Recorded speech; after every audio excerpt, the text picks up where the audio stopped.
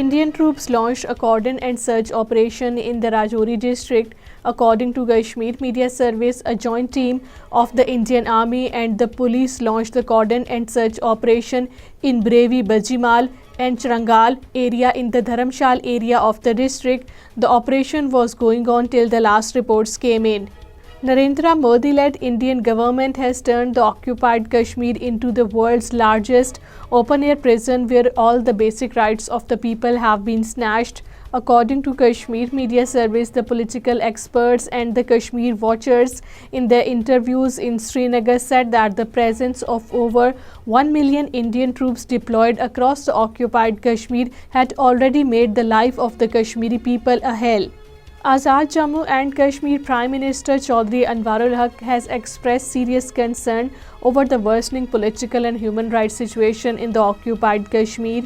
According to Kashmir Media Service, AJK Prime Minister addressing an event in honor of the journalist in Muzaffarabad said the violations of the human rights, the forced disappearances, bloodshed and violence are killing the innocent people. Jammu and Kashmir Liberation Front has paid glowing tributes to the prominent resistance leaders Ashfaq Majidwani, Shabir Siddiqui, Basharat Raja and other martyrs of the occupied Kashmir. According to Kashmir Media Service, Ashfaq Majidwani was martyred by the Indian troops in Hawal area of the Srinagar on 30th March 1990. 6 years later, on the same day, the troops martyred more Kashmiris in Dargah Hazratbal area of the Srinagar.